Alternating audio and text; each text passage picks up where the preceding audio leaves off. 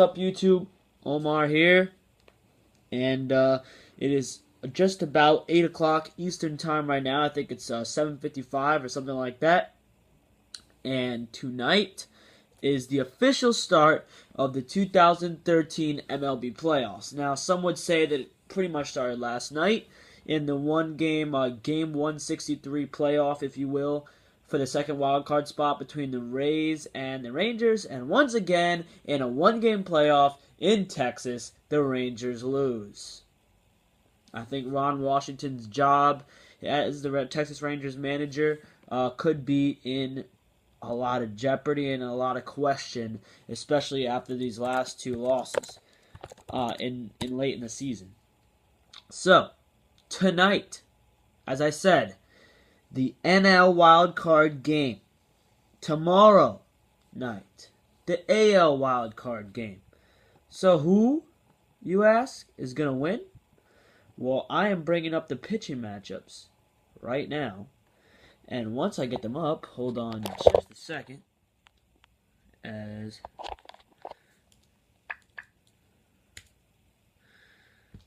See, this computer can cooperate here. There we go.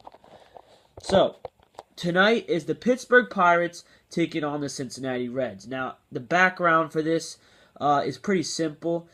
The Pittsburgh Pirates and Reds were obviously duking it out for the two wild cards. We knew that three teams are going to make it into the playoffs from the NL Central. A while back, we knew that fact. But now it's time to see who can win the big game.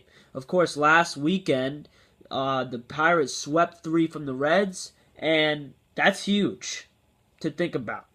So, all of that goes out the window tonight. It doesn't matter how many times you beat whoever. Tonight is the night between the Reds and the Pirates. It's Johnny Cueto for the Reds and Francisco Liriano for the Pirates, and it starts in 9 minutes, and obviously it's going to be in Pittsburgh. So, both these teams I love. I love the fact that anyone can drive in a run on the Reds, and I love the young talent and just spread out talent of the Pittsburgh Pirates. However, in this game, I'm going to give it to the old stud Francisco Liriano and the Pirates.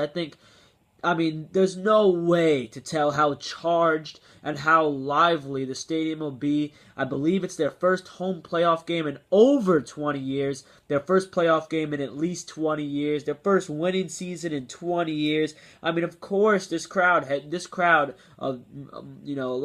of them will be loyal Pirate fans because it's not cheap to go to a playoff game, and these fans, I feel for them, and I'm happy for them because, I've been waiting on the Mets for 5 years or 7 years now.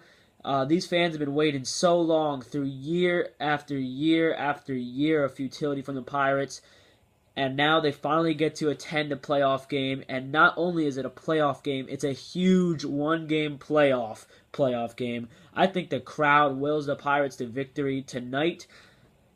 I like Johnny Cueto. Don't get me wrong. I'd love to have him on the Mets, but I don't think he knows what he's walking into tonight. This is going to be a monumental game for the Pittsburgh Pirates, and I expect them to win. Plus, they're the really hot team, and the Reds are cold. And tomorrow night we have the Tampa Bay Rays at the Cleveland Indians in the AL wildcard game. Now, we saw the Rays have a gutsy win last night, including their ace, their horse, David Price, after struggling for most of the season, going out there and pitching 9 innings of complete game ball on the road in a playoff environment in Texas for the win. That is the definition of clutch. However, two pitchers that are solid but very unproven between the Rays and the Indians. We got Alex Cobb against this Salazar kid who I don't really know, but I've been looking into him. Danny Salazar. 2013, he was 2-3 with a 3.12 ERA. And you know what? I think this is Salazar being put on the mound here is because the one-game playoff is tough. It's really tough for these teams because you go down, and then after this, pretty much you have series starting right away after this. So it's tough to decide if when you want to put your horse out there, because you might want to say, oh, I want to keep my ace for game one of the divisional series, and you might not win this one game, the wild card game, and suddenly you don't need an ace for anything except for playing golf, and sit on the couch. In this situation, I think that part of Terry Francona's thought process when it comes to starting Danny Salazar instead of Ubaldo Jimenez or anybody like that is, one, the Indians have been red hot, and they've been doing it a lot with the bats. Bourne, Swisher, Kipnis, they've all been hot. They've won double-digit games in a row coming into the playoffs, and I think that Francona thinks he can ride his young pitcher Salazar to win this game and then keep Ubaldo and the rest of the rotation for what would be a divisional series against the Boston Red Sox. Also, Cleveland Indians have two of the hottest bullpen pitchers in baseball, Joe Smith, this former Met side armor, and Justin Masterson, the converted starter into bullpen pitcher, who's been great since they converted him. Of course, Chris Perez is nothing but a sure save as their closer.